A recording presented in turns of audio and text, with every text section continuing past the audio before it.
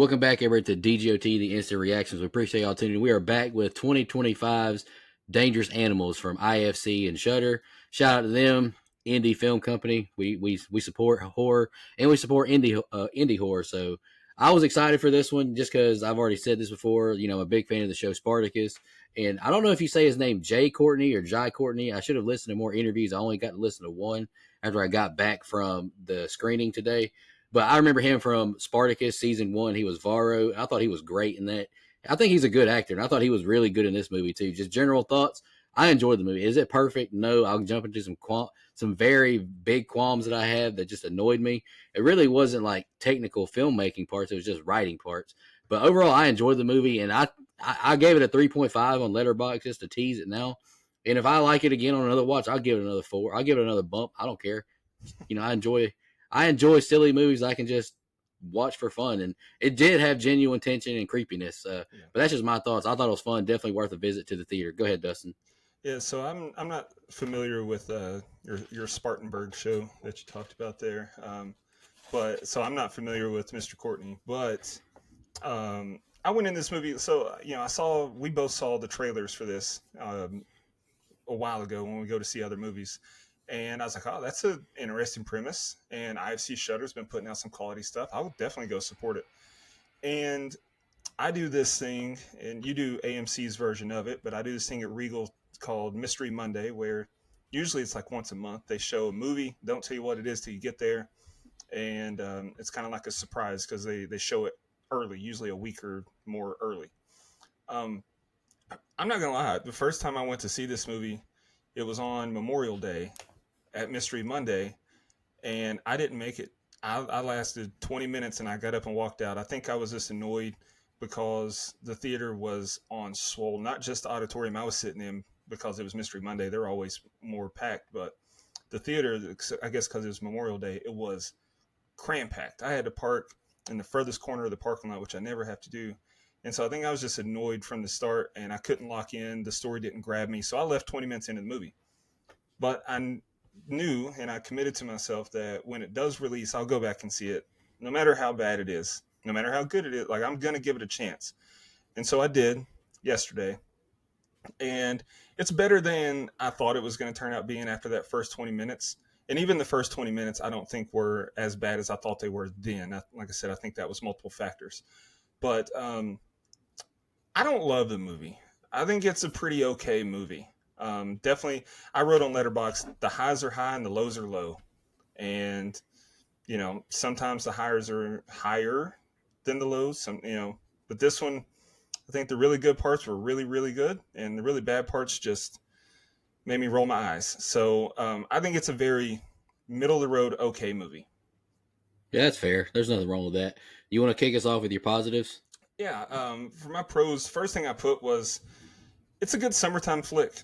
It is like it's not a deep thinker of a story, but it's perfect for those summer nights where you just want to throw something on after maybe going to the lake, going to the ocean, getting some sun. You just want to relax and watch something that you don't have to lock in for. This is that, and the atmosphere, obviously, with it taking place on a beach, it lends itself to the summertime. So it's a great summertime horror movie. The opening scene I thought was great. Yeah, me Um, too. I mean, what a way to kick us off! Just we meet. I guess we're going to talk some spoilers here. So Yeah, we're gonna spoil this one. yeah, we're going to spoil this one. So turn it off now if you haven't watched the movie. But um, kicking us off with meeting this couple, and then it seems like everything's normal. And if you don't watch the trailers, like, you don't know what's going to happen to this couple. It's just like, oh, this is a nice couple. They're having a fun time. This guy's a little creepy, but he's just quirky. And then bam, he's dead. So it's like, I love that. And they get bonus points for Baby Shark. Bonus points for the inclusion of Baby Shark because, as a Washington Nationals fan, Baby Shark will always have a special place in my heart because that 2019 World Series run where we won our only World Series that we're ever going to win. Baby Shark was the theme song of the team. Gerardo Parra, that was his walk-up song when he came up to bat. They played in the stadium. I went to Game 3 of the World Series in D.C. The stadium was electric when they played Baby Shark. So I love that song. Um, but getting back to more serious parts, That's hilarious. the the cinematography when they were swimming with the sharks was awesome. I mean, just awesome. And sharks are fascinating creatures anyway. Um, All Shark the Week, sharks are real too. yeah, yeah. And Shark Week does the numbers that it does every week, every year for a reason. Sharks are awesome to watch swim, and we got some great underwater looks at these sharks. So tip of the cap for that, and also the score while they're in the water, fantastic. The score throughout pretty much was money. So I'll give them props for that. Let's fast forward a little bit. I thought that when Heather, the girl that we see in the open, when she meets her demise, a little bit after that, we see just a chunk of her, basically her shoulders up, shoulders, neck, and head floating in the water. Looked awesome. I Yep. mean, holy crap. We didn't. It's not like I can say that it was the best um, prosthetics or dummy that I've ever seen, because we didn't get a solid look at it in the daytime. It was just, if it wasn't perfect, it looked perfect because they hit it with the lights and the framing of the shot, and I thought it looked incredible. Yeah, it didn't look like crap or it didn't look fake. I mean, it looked fine. Exactly. It looked like, oh, that woman really got eaten by a shark. So that was awesome. And then this is one, props for the Buffalo Bill tribute. I mean, dancing in a robe and underwear, that's spot on, right? Like, that's Yeah. Buffalo Bill. So I love that. And and Tucker as a character reminded me so much of Mick from Wolf Creek, which is another movie that I like a lot.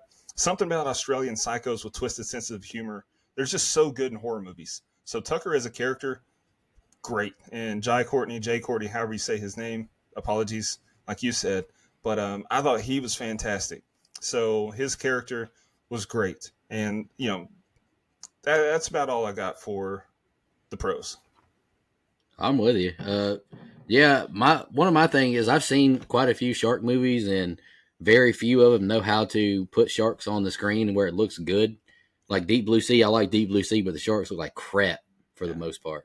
I've seen the low budget Sharknadoes, awful, awful. They look terrible. I mean, Sean Byrne, the director, I listened to a little bit of an interview he did with Joe Blow Horror or something like that, and like he said that he loves Jaws, but he doesn't like the fact that it kicked off the domino effect of every shark movie being the shark is the apex predator. It's the horror villain. Like Yeah. they don't seek out humans. The only time they eat humans is just out of mistake, or they're hungry obviously, but it's not like they're just, oh, there's a human, let's go eat it. They think you're a seal or something. I Yeah. like the fact that it's just the serial killer's weapon. Like that's Yeah. what he uses, and he specifically made the point that he had to chum the water to get the sharks to attack. It Yeah. wasn't just they're out for you. So I really appreciated that, and I'm sure that nature lovers will appreciate that as well. Like you're not making the shark just like these evil creatures. Yeah. And to speak to that a little bit, I like that not every time someone's in the water do they get eaten. Yes, yes, because that would happen. Yeah. Like Yeah. if you sit still or you're not bleeding, like you're not going to get eaten. Like I Yeah. appreciated that. I thought it was good.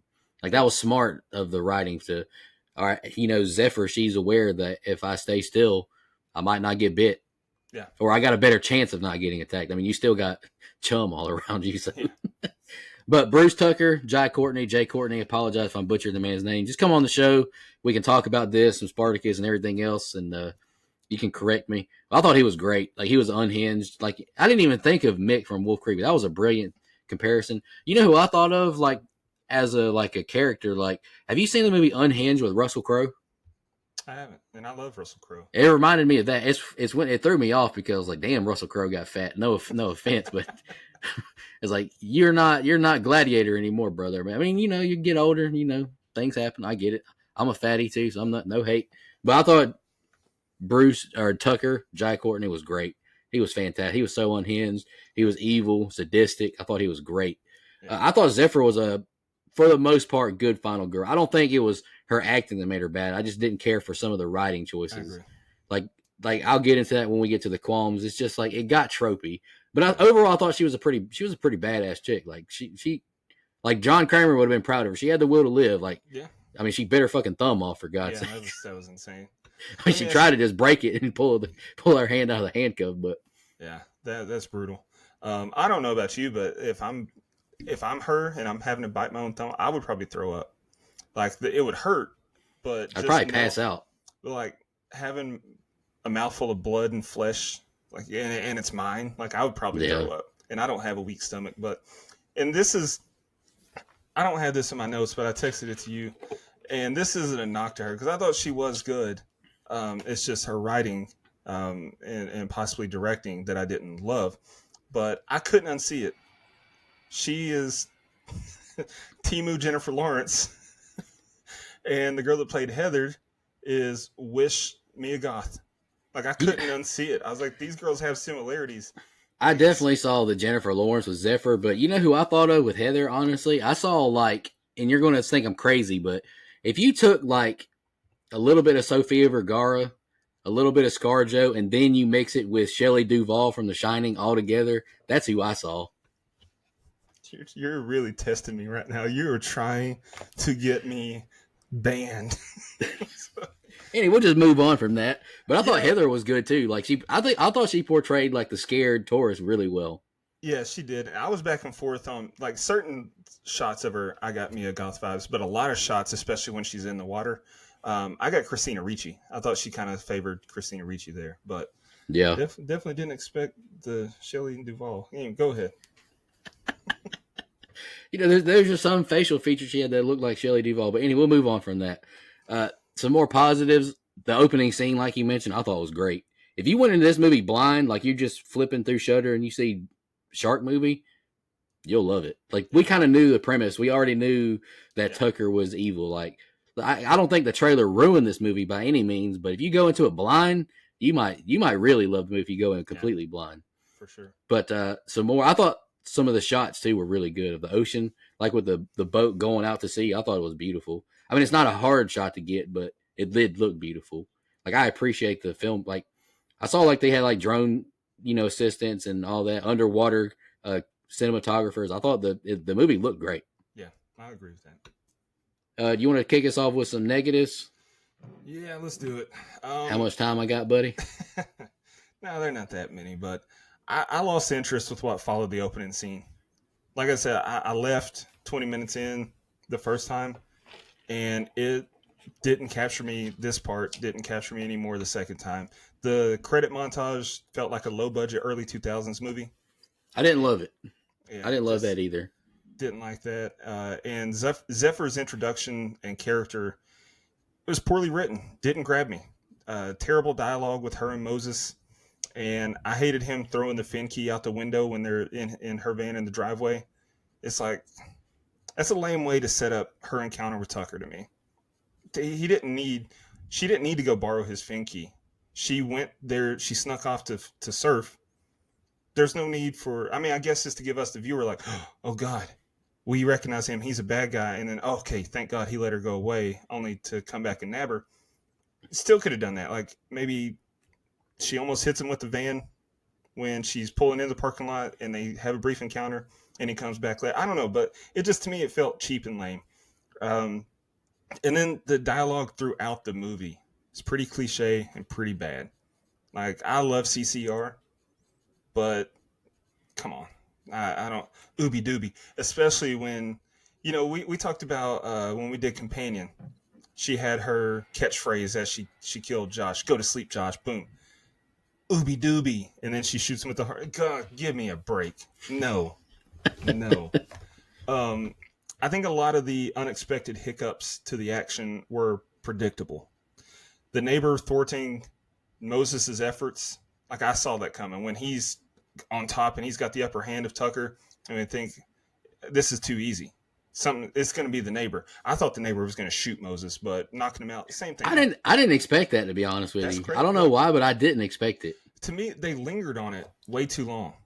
Like if it happened as soon as Moses gets the upper hand and he's on top and got him mounted, I think it would have shocked me more. But they lingered on it too long. It's like, oh, something's about to happen. I bet the neighbor. I knew something was going to happen, but I just didn't expect the neighbor to come save him. I don't know what I don't know. I kind of thought maybe he'd pass out and just wake up. I don't know, but I didn't expect the weirdo next door to save him. I expected the neighbor because of the neighbor had too many interactions. That's true. Like, he's going to come back into play is the way I was just like, okay, the neighbor's going to be a character, especially when Tucker has to go to, quote, get supplies. He just need a new camera. And he's like, Tucker, a guy came back. I got his phone number. Like he's trying too hard to get Tucker's approval. So it's like, I bet the neighbor, like, I just saw it coming. Um, and then the helicopters stopping the dinner show when it did. Like, I expected both of those. I didn't expect a helicopter necessarily. Like, I thought maybe the Coast Guard, a boat. But I was like, there's no way. And I had no idea. I wasn't paying attention to my phone for the runtime. But I was like, it just seems like this is too early. It's too convenient for this to go according to plan. Something's going to stop him.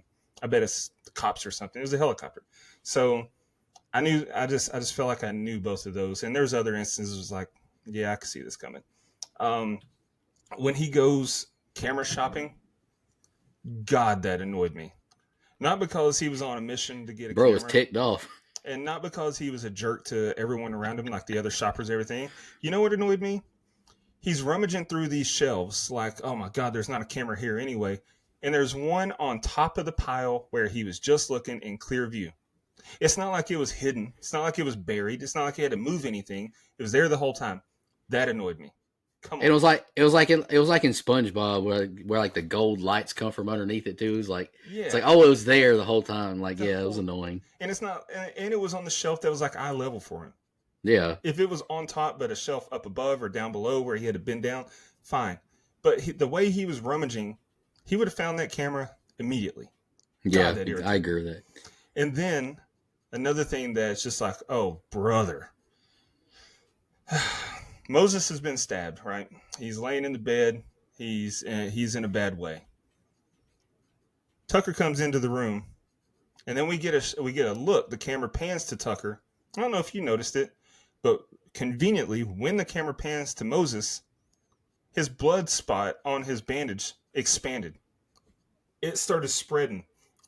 Why wasn't it spreading before? He's been laying there in the same motion. He hasn't moved. Nothing's changed. But it's just at the exact moment that the camera panned to it, the blood spot on his bandage, on his ribs or his abdomen, expanded. And I was like, I didn't notice that. I don't know why I noticed that. I wish I hadn't, because I was like, give me a break. And it was clearly digital. It's like, you didn't need that. Just put blood on the bandage and leave it alone. But I hated that. And then the last one that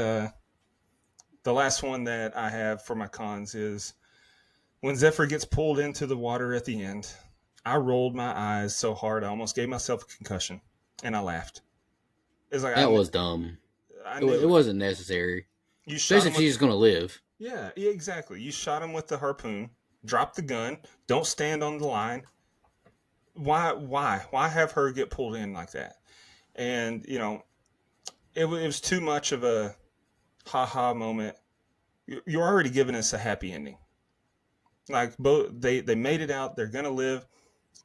They clearly aren't going to get in any trouble for murdering him because he's recorded everything. The cops, you just show them the footage, all those videotapes, which, by the way, gave me major creep vibes. Yeah, same. I was like Peach Fuzz and old Snaggletooth about to be hanging out. Yeah, but you're home free. There's no need to give us that stupid moment where she gets pulled into the boat and you give us a false scare of, oh my God, she's going to die after all she's been through. It didn't add anything to the movie.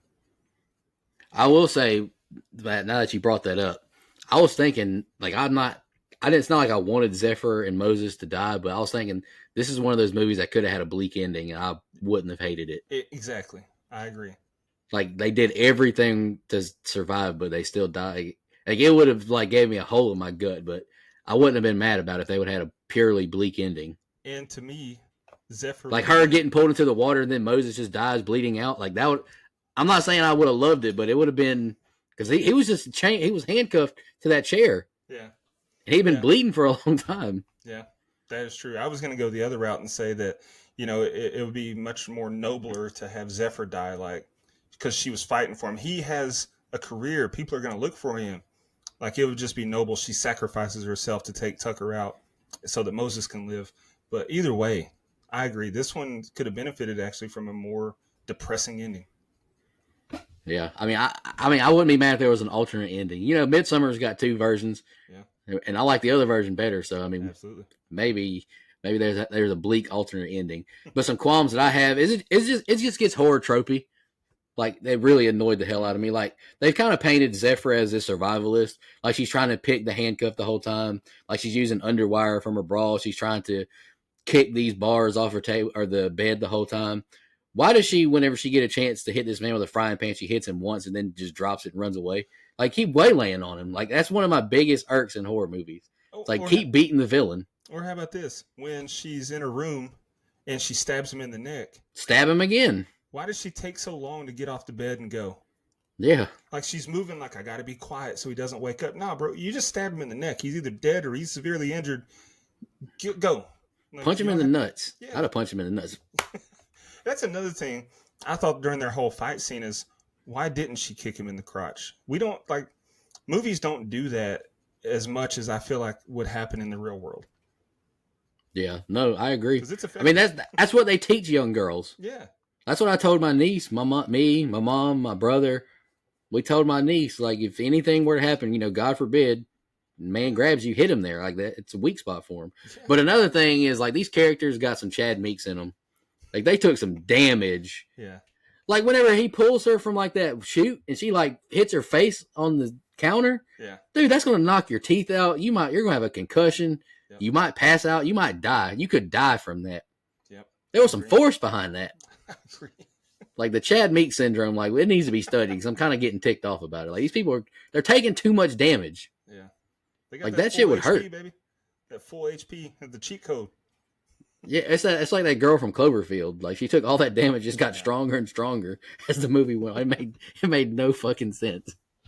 How did you feel about? I looked at some IMDb reviews. I haven't looked at Letterboxd reviews yet, just because Letterboxd reviews honestly kind of piss me off. They just say some stupid shit and then they just rate it. I feel like on IMDb they at least give some thoughts. But what did you think about the romance? It really didn't bother me, except at the very end where she's trying to wake him up and she does the ooby dooby. Like, the line was just corny.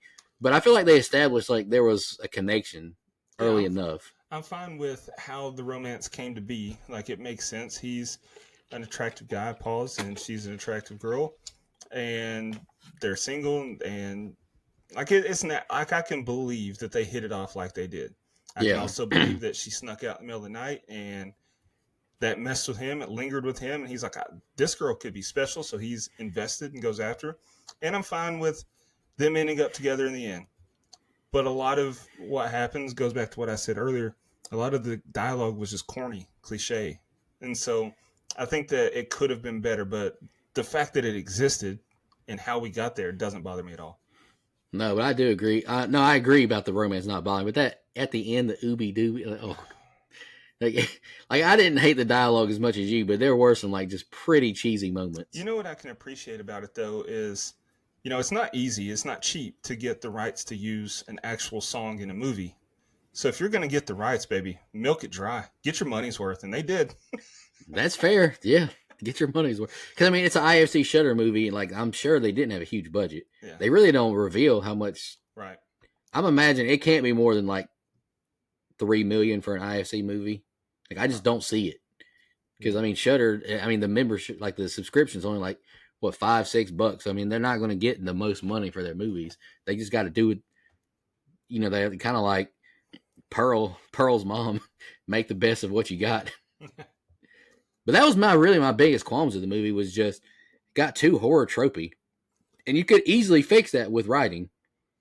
But I mean, your movie ends like 20 minutes earlier. She beats him to death with a frying pan. I get that, but I don't know, drag it out more. Yeah, no, I agree. This movie didn't have a long runtime, but it did feel long because some of the pacing. I don't know. Holy cow! So I just looked up. The budget for this, try to find it, and it's not listed anywhere that I like where I normally check. So I just checked ChatGPT. I really hate that I'm using AI more and more lately, but there's some mention. This is a quote. There are some mentions in some online documents of a $70 million budget. However, these references appear to pertain to a different animated film. Okay. Because I was about to have $70 million. I mean, no offense to the actors, but if you have a $70 million budget, you can get some A-listers. Yeah. You know what I'm saying? Or at least a B-lister. I know you are familiar with Mr. Courtney's Game, but I'm not. And so there was no familiar faces in this movie. I mean, if they had a $70 million budget, they would have had Pedro Pascal. He's in every damn movie now. It's like, I didn't even heard of this guy 5 years ago, and now all of a sudden he's in everything. $70 million? Who they think they kidnapped? Chelsea Clinton? They could have got David Arquette for that. Scream 7 must have a $70 million budget. They got Matthew Lillard and David Arquette. They got everybody back. Hey, I'm just glad that they didn't use that $70 million for this movie to get Dakota Johnson. Fair. Are you going to go see that Materialist movie, though? Yes.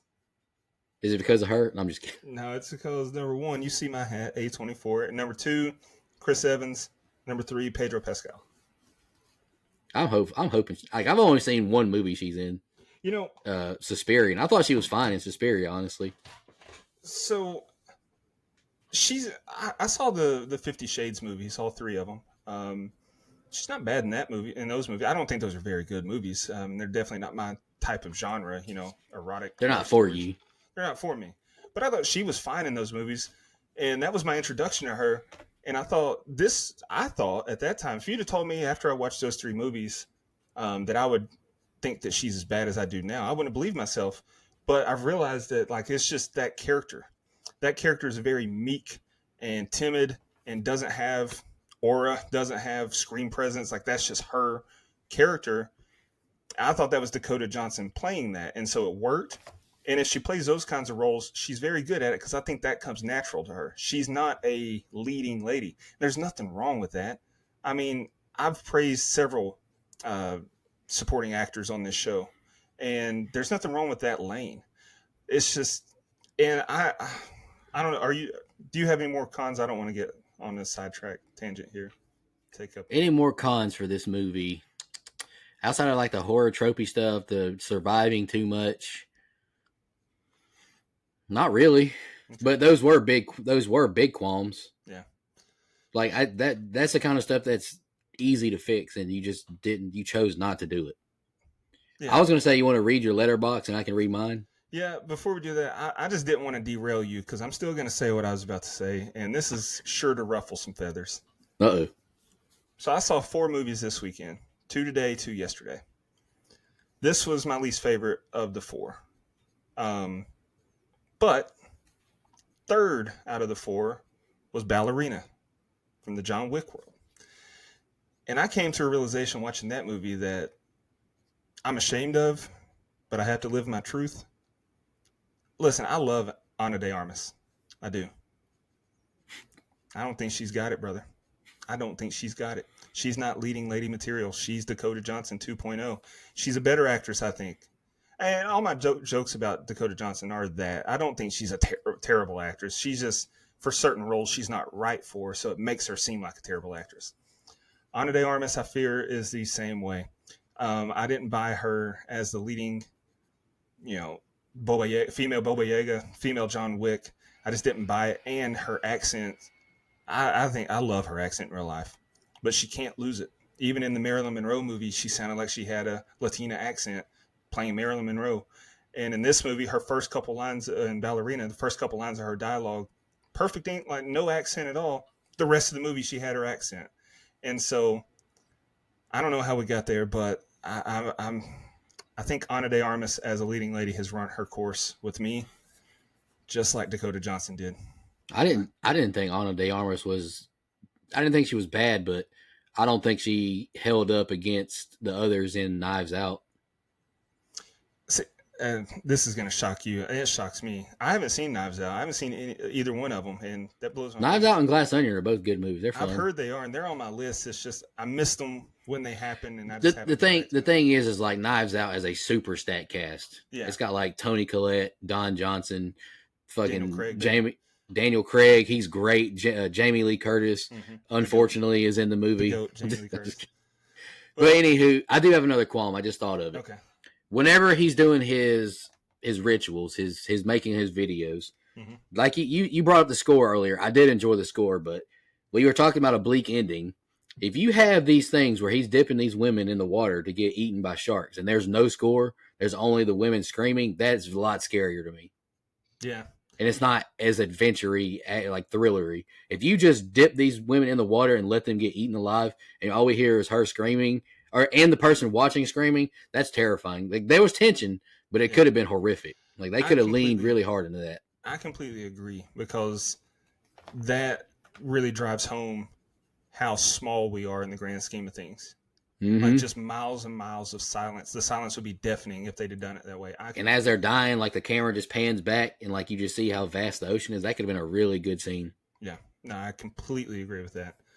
Um, all right, I've alienated our Ana de Armas supporters, and I've crapped on Dakota Johnson. So let me just get my letterbox out there for this one, Dangerous Animals. Um, I said the highs were high, but the lows were low. The tension with the Sharks and struggles with Tucker were good, but unfortunately, everything in between those moments left a lot to be desired. So for me, I gave it a 2.5 out of 5. I mean, that's fair. There's nothing wrong with that. I gave it a 3.5, and I'll read mine real quick. I'm a fan of IFC Shutter Films. Dangerous Animals is another good addition to their catalog. I'm a big fan of Jai Courtney, however you say it. Apologies, from Spartacus, and it was good to see him on the big screen because I haven't seen anything since then. That's been well over a decade. Movie had good gore, tension, beautiful shots of the ocean, and I thought the sharks looked good. Jai was great as the villain, and Hassie Harrison was a bad money sign final girl for the most part. I don't know if Letterbox the censors Oh, cursing you or can not. say So what you want on there. It's the Wild West. okay, that's fair enough. I'll go edit it and make it more graphic. My qualms are really it just got too horror tropey. I won't spoil anything, but I sighed a couple times out loud. Overall, I quite enjoyed it and may go up to a 4 star with another watch, but I give it 3.5. That's fair. I liked it. I had fun with it. And I got one more little thing to say. I told you before we started recording. I could be completely off on this. I don't know if this is intentional by the writer, but it's something that struck me. I put that Tucker to me as a character represented the system that Zephyr lives her life to fight against. He's a shark. He represents corporate life, the order. He controls the common people and uses them for his amusement and his benefit with no consideration of their well-being. You're just food to them, only serving a purpose as to what you can provide.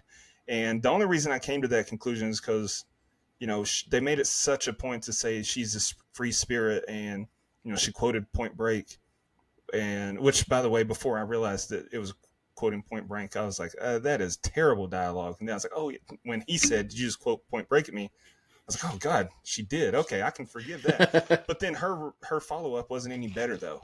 There's nothing for me on land. It's I know those people exist. I've just never encountered them. And so to me, it's like people don't really talk. You only see that kind of talk in the movies, and that's the kind of characters in movies that irritate me. So, um, but I could be completely off. Maybe he didn't intend that, but I took it as this whole shark bait um, thing represents the system that she's trying to fight against, and she ultimately survived and was true to herself and got to live the life that she wanted. And then the last thing I was going to do is, like I said, I did see 4 movies this weekend, so I'll just talk about the others for a minute. I saw, and I'll say them in order of worst to best to me. So I saw Dangerous Animals yesterday. I gave it 2.5 out of 5. I saw The Ballerina, or Ballerina from the World of John Wick, whatever you want to call it, today. I gave it a 3 out of 5 just because the action sequences were good, but it's like they're milking that IP dry. That's the definition of an unnecessary cash grab to me. And John Wick had to come. Spoiler on that one, I guess. John Wick saving the day is the only reason that it got that high of a score. Then today I also saw I Don't Understand You. That movie was fun. That's like a Nick Kroll is the only name that you'd probably recognize from that movie, but it's a horror comedy, but it's like one of those unintentional comedies, kind of like Tucker and Dale versus Evil, which I loved. This one had a lot of those vibes. Like, yeah, people are dying, but it's a complete accident and it's hilarious. And so it's technically a horror, but I thought that movie was pretty fun. I gave it a 3.5 out of 5. But the best movie I saw this weekend, and apparently this is a hot take, but I guess I'm a sucker for his movies, The Phoenician Scheme. Man, I love Wes Anderson, and the cast is phenomenal. It was a lot of fun, and you cannot convince me that Bryan Cranston and Tom Hanks wouldn't be any 2 NBA players in a game of 2-on-2 because they are phenomenal basketball players in that movie. Hell yeah, bro. I did not expect that to go there. Dustin, any final thoughts on Dangerous Animals, IFC Shutter, anything before we get out of here? Support cinema. Go see them all. Yeah, support cinema. I agree with that. We appreciate y'all tuning in. We'll be back with another instant reaction. What horror movies are coming out soon? I know we got 28 Years Later pretty soon, a couple weeks. So we talked about it. The Ritual. The Ritual. it's still TBD on that one for me. I'm planning to go see it, but it's only getting one showing per day here, and it's at 10:45 p.m. Who goes to movies at 11 o'clock at night? Psychos. But I think I'm going to make myself do it just for the hashtag content. But if I do, then we'll have The Ritual. And then next week, yeah, I don't see anything next week. I mean, they're showing Friday the 13th on Friday the 13th for the 45th anniversary, but I'll just watch it at home if I'm going to do that. Yeah, I don't. It's not like if it was Jason Lives, I'd go see it, but just because I fuck with that movie so heavy. I'm conflicted because Jason Lives was my favorite of the franchise, but I'm also much higher on the original than you are. So yeah, no, I feel you. But yeah, you know, if there's an instant reaction to do, we'll do it. Yeah, we should have done one. We should have done one for The Life of Chuck. That's true. Or Predators. That the Predator. Oh yeah, the new Predators movie. I forgot all about that. What's it called? Streaming. It's called Predator. I got it right here. Predator: Killer of Killers, animated movie released today or yesterday. What's today? Today's Friday. Released today on Hulu, so we should be doing an instant reaction for that one as well. 100% Rotten Tomatoes on that one. I'm excited. Yeah, I'm excited for that one too.